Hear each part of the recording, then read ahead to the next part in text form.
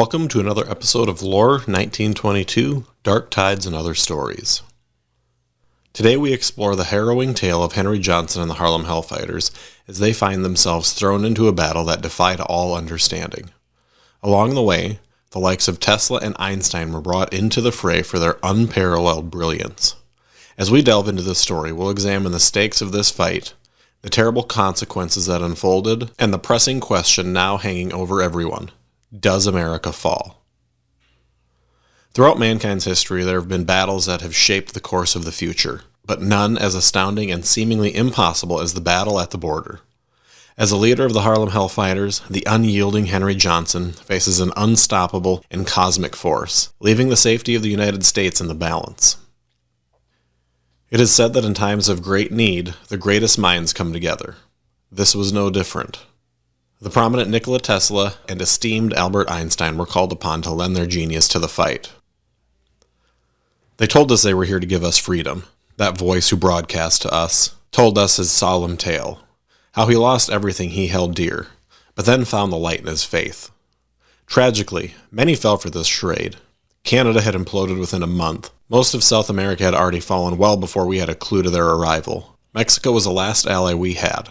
Their resistance to the elder gods was immeasurable.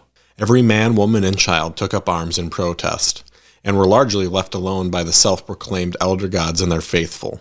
Europe unfortunately left our calls unanswered. We expected as much. They had barely just started to recover from the Great War. As for me, well, my name is not important. I'm here to tell you a tale. The story of Henry Johnson and the Harlem Hellfighters, what they did battling the crawling chaos at the Canadian border, must be shared. So please, listen and believe. That evening was cold and soggy. Light rain had filled the day, soaking everything to its core. Droplets clung desperately to the sharp ends of pine needles, holding on for dear life. The wildlife sought refuge in their homes as if they possessed an innate knowledge of the impending darkness that settled in. Autumn had a tight grip on the north as the piercing cold entrenched itself each evening, foretelling misery for those courageous enough to face it. The forest concealed a deep, dark secret. Humans cautiously positioned themselves along fence lines and tree lines, stealthily digging foxholes. They knew that the approaching night would be shrouded in darkness and consumed by utter chaos. In this dense wilderness near the Canadian border, a stubborn resistance fought against the nightmarish hordes of Cthulhu and the crawling chaos. As the sun sank below the horizon, a breathtaking display unfolded before our eyes. The autumn foliage came alive, ablaze with vibrant shades of fiery red, golden yellow, and delicate orange. These hues stood in striking contrast to the encroaching darkness that enveloped the landscape. This battle may determine the fate of America, and that responsibility rested on the shoulders of the 369th Infantry, the Harlem Hellfighters. These brave soldiers were tasked with defending the border and buying precious time for refugees to flee south. The Harlem Hellfighters, a disciplined and skilled fighting force, had a storied history full of heroic escapades in the Great War. They were currently led by the steely-eyed and charismatic Captain Henry Johnson. He was the kind of leader who would carve his way through any challenge, inspiring his men to follow suit. Armed with the alliance of the brightest minds of the century, Albert Einstein and Nikola Tesla, they had blazed a path through the darkness, but the battle was far from over. As darkness descended, the forest awakened, emanating horrifying and monstrous cries that reverberated through the trees. It was a chilling omen of doom and terror for those who dared to oppose them. The onslaught commenced suddenly, with Cthulhu's cultists leading the charge. Their battle strategy was unmistakable, reminiscent of the Soviets' actions during the Great War.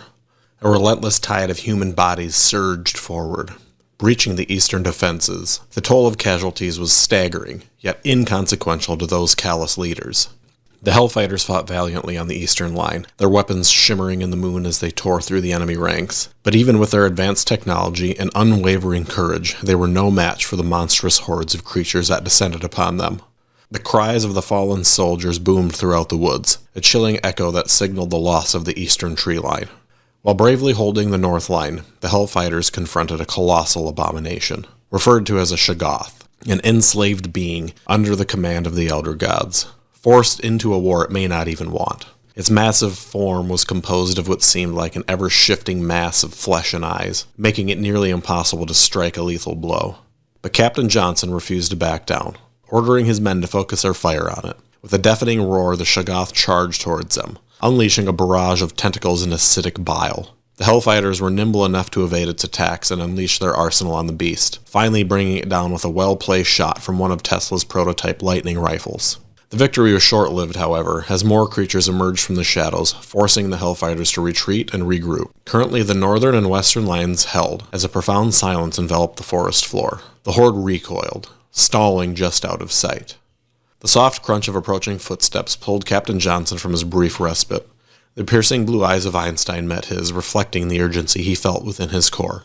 "Captain," Einstein exclaimed breathlessly, "we've managed to slow the enemy's advance on the western fence line, but the tide may soon turn. They're holding back and appear to be building a larger group to push through. Tesla and I have come up with a plan that involves the Champlin power plant. It could buy us just enough time to regroup and get the hell out of here." Johnson nodded, realizing that every minute counted. He rallied his forces against the onslaught of aberrations gnawing at the edge of the forest. They pushed back the minions just far enough as the utter darkness of the night settled in. Then they began to systematically retreat to the power plant. There, Tesla tirelessly navigated the facility, modifying and wiring his electrotechnical inventions into the power grid. The Hellfighters set up defensive positions within the fence line of the facility, and they held the line with ferocious efficiency, banishing horrors back to the depths from whence they came. Rumors from this battle say the Hellfighters ascended to momentary godhood. They were invincible, fearless, and glowing in ominous light. Allow me to share my first-hand experience and confirm the truth of this. However, it's worth noting that the tales fail to adequately depict the full extent of the situation. As the hours dragged on, the hordes never breached the line. The night gradually surrendered to the ascent of a sinister moon. The golden autumn leaves turned crimson under its watch. The courage of the Harlem Hellfighters never faltered, but even they began to succumb to exhaustion. The horrors of war roared and swirled in their ears, threatening to ensnare their senses. When it seemed as though all hope was lost, a monumental crash echoed throughout the woods, followed by an ethereal light that bathed the landscape in a silver-blue hue. The massive metal structure housing all of the electrical wires running into the facility suddenly sprang to life, bolts of electricity arcing from one end to another. The resulting hum was simultaneously dreadful and mesmerizing, a symphony of power and beauty. Tesla could be heard throughout the forest, his maniacal laughter magnified by the surge of energy, almost mocking the elder gods. With a flash of radiant light, the immense machine Tesla had been working on buzzed to life. The hairs on the soldier's arms stood to attention. The static in the air was palpable. Bolts of electricity sailed wildly through the air in all directions, engulfing the encroaching nightmares. For a moment, time stood still, each monstrous scream an anthem of victory. But as the hordes fell back, a resolute darkness coiled in retaliation, and the machine's energy began to wane.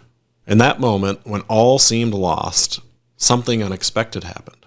The soldiers felt a strange pull in their chests, as if they were being lifted by an invisible force. Tesla shouted over the din of battle, urging them to hold, and in unison they lifted into the air, their bodies glowing with pure energy. The Harlem Hellfighters, the heroes of this battle, had ascended to godhood. For a brief moment in time, they were immortal beings capable of incredible feats and brimming with cosmic power. They fought back against the elder gods with everything they had, their bodies and minds pushed beyond limits they hadn't even thought possible as they channeled their newfound abilities. Lightning and fire erupted from their hands, guns were now obsolete. Their enemies were engulfed in a symphony of obliteration. Lightning mingled with flames, magma rose under the feet of the horrors assaulting them. It seemed as though none could stand against the 369th Infantry.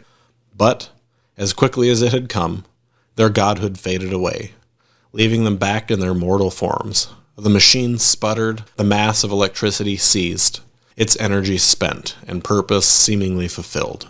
The soldiers, now dazed and confused, were greeted by the cheers of their comrades. As quickly as the victory came, though, darkness began building for a fresh assault. Gazing at his troops, Captain Johnson saw that they had been pushed to the verge of shattering. In a bold move, he commanded Tesla to detonate his weapon, aiming to eliminate the lingering forces of darkness. He knew it was time to reconsider their strategy, to adopt something more sustainable. In a somber moment of clarity, he realized that to preserve their future, they needed to retreat. With a sigh, Johnson issued the order to fall back to the American capital, Washington, D.C. And so the Harlem Hellfighters retreated under the brilliant night sky, glowing with the residual electricity Tesla pumped into the atmosphere. The once beautiful landscape now left to the eroding grip of the crawling chaos. The sound of the weapon Tesla had created self-destructing paled in comparison to the incredible light show it put on. Bolts of lightning stretched and arced into the sky like mad vines for nearly 5 continuous minutes. Then a colossal explosion of blue and white momentarily turned the night into day. The battle at the border was over, but the war had barely begun.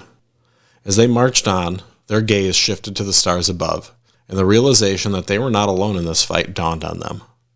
Someone from the heavens bestowed them with incredible power. Even though it was for a short time, it may have saved their lives. The Harlem Hellfighters were no longer just soldiers. They were now humanity's last line of defense against the unrelenting forces of darkness. As they regrouped in Washington, D.C., Captain Johnson and his troops knew that they couldn't rely on temporary godhood to win this war. They needed a new plan, one that would allow them to fight back against the elder gods and win. They needed e-souls. Rumors have fluttered around since the cryptic radio broadcast that Atlantis had risen in the Atlantic, and within its gilded walls an ally to humanity. If this episode of Lore 1922 Dark Tides and Other Stories has sparked your imagination and curiosity, please subscribe on Spotify, Amazon Music, YouTube, or your preferred podcast platform. With every tale we share, our understanding of this extraordinary world grows, and we're eager to bring you on this journey with us. Until next time, thank you for venturing with us into the unknown.